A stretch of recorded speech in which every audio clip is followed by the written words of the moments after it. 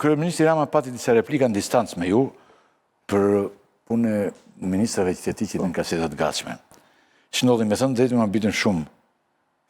Ti kuptove gjithë që kërkon të Rama, jo?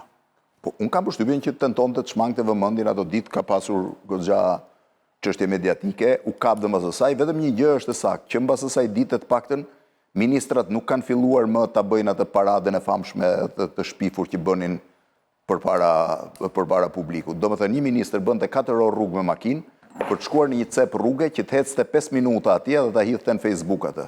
Megjithatë thash, ky është përgjegjësia dhe e mediave shumë që i marrin dhe i publikojnë. Ashtu thua, a? Po, unë besoj që po. Po mediat e me s'ka me se mediat përgjegjësi që është këtu? Si?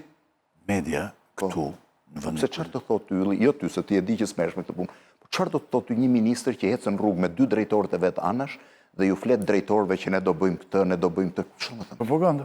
Si? Propaganda. Po ku e ke parë dhe këtë propagandë?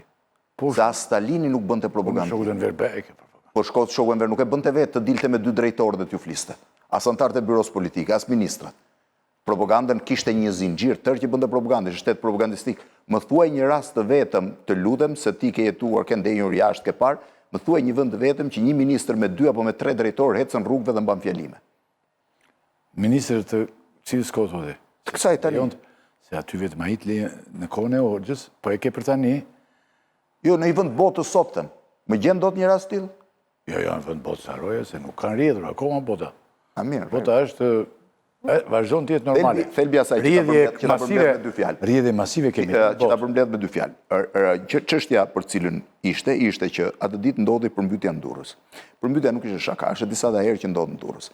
Dhe ti mund të shifje, unë e parë sepse stafi im kishte përgatitur kronikat, që 4-5 funksionarë të lartë, duke nisur nga drejtorët përgjithshëm të zgjedhur lokale deri ministra, ecnin në rrugët e përmbytjes dhe mbanin fjalim si duhet zgjidhur çështja e përmbytjes. Ndërkohë që se si duhet zgjidhur përmbytja, duhet para se sa të ndodhi përmbytja. Po ndodhi përmbytja, do marrësh masa të shpëtosh njerëzit nga katastrofa. Jo të vish të flasësh, ne kemi bërë bonifikime, ne kemi bërë këtë, ç'ke bërë ti kur ujin e ke deri në gjuhë.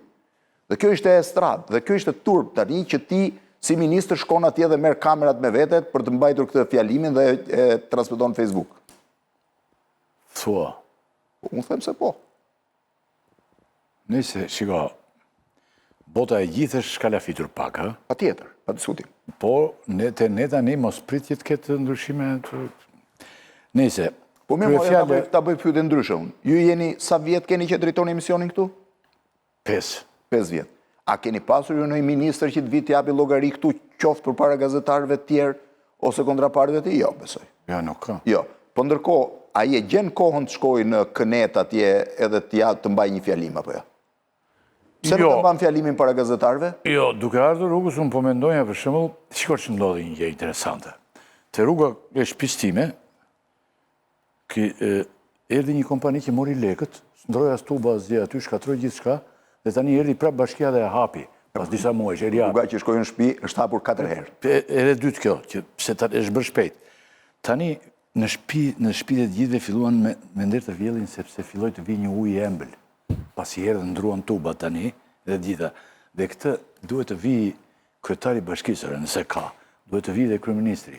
Jo të hap podcast. Hap podcast kryeministri, hapin podcastet të gjithë, edhe flet ai flet vetes. Flet me vete. Patjetër. Po pse ministrat që flasin para kamerës, operatorit, çfarë diferencë ka kjo? Njeriu kur shkon fare në moshë fillon flet me vete. Por nuk është kjo. Tani pyetja ime është kjo. Ju vete keni parë që këta ministra dalin, regjistrojnë kaseta apo i hedhin Facebook edhe pastaj transmetojnë? Ore nuk të vjen njeri ka urdhër, edhe opozita, ore ke dëgjuar... Kjo të duket normale ty? Jo me jo, drama e ka bërë strategjik se të vetët nuk i dërgon asgjë kund. Ti e mban më në rastin e Veliajt? Po ka një problem tjetër. Ishte duke inauguruar një shkollë... Vjen të flasë, mos vjen të jap llogari. Flet me vete, mo, bën podcast. S'do të vi. Kur bën podcast kryeministri, nuk të vjen ministri, nuk të vjen tjetër, nuk të vjen. Po këtë ka bërë dhe opozita model. Një pjesë e opozitës, Një pjesë e opozitës thotë në studio nuk duhet jetë filani, thotë për filanin. Që të vi unë.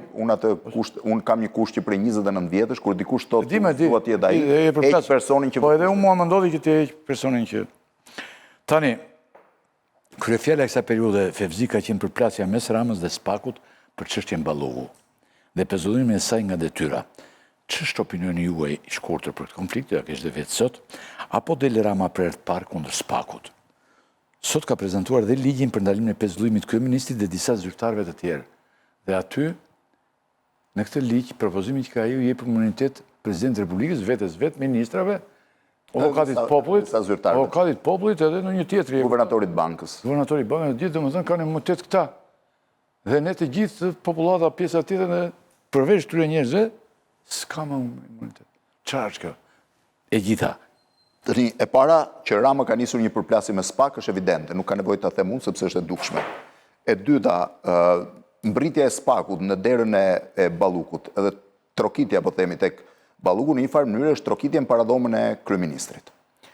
Unë mendoj që zgjidhja më e mirë e kësaj gjëje do kishte qenë që gjykata kushtetuese të mos zgjidhte vetëm rastin konkret në fjalë, megjithëse këtu ka një diskutim midis juristëve nëse këta i kanë dhënë një përgjigje përfundimtare rastit apo jo, po gjykata kushtetuese duhet ta kishte interpretuar zoti Rakipi, nëse një ministër pezullohet dot nga SPAK-u apo nuk pezullohet, duhet bënte interpretim të kushtetutës.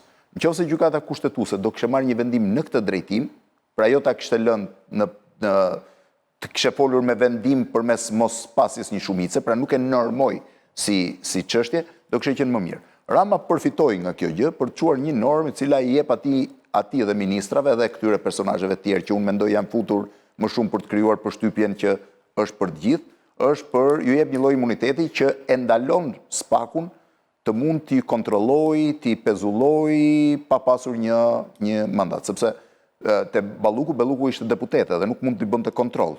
Po një tjetër, për shembull avokatit popullit, SPAK-u mund të shkojë t'i kontrolloj shtëpinë apo telefonin në çdo orar të ditës pa u bërë ky ligj, apo jo. Tani këtu ka një gjë. E vetmja gjë që unë nuk kuptoj dot dhe dua ta sqaroj edhe vetë në emisionin tim sot është nëse Rama po e bën këtë vetëm për të garantuar ministrat e tjerë dhe veten e tij apo për bën një tentativë për të rikthyer në kabinet Ballukun. Që do të thotë. Të nuk je i qartë. Nuk jam i qartë sepse edhe këtu edhe konstitucionalistët që kanë pyetur ndahen dysh, sepse në momentin që vendimi i gjykatës kushtetuese do hyjë në fuqi brenda 30 ditëve, po themi, Balluku do lëshojë zyrën. Por me bërjen e ligjit të ri, Balluku do ta çojë çështjen në gjykatën kushtetuese duke kërkuar që të bjerë pezullimi i saj sepse një ligj i ri e ka rrëzuar pezullimin si koncept. Dhe me këtë rast mund ta rikthej prapë në qeveri mbas 3-4 muajsh. Po unë nuk e di nëse Rama e ka realisht për këtë, apo po tenton të blindoj veten, sepse çfarë mund ndodh? Mund ndodh që një moment caktuar tani duhet jemi të sigurt me një gjë. Frika më e madhe e politikës shqiptare është që SPAK-u ka një mbështetje ndërkombëtare dhe shpeshherë lëviz edhe me shtytjen e ndërkombëtarëve. Frika më e madhe këtyre njerëzve çdo ndodhte nëse një moment SPAK-u do vendoste që të pezullonte Edi Ramën nga kryeministri.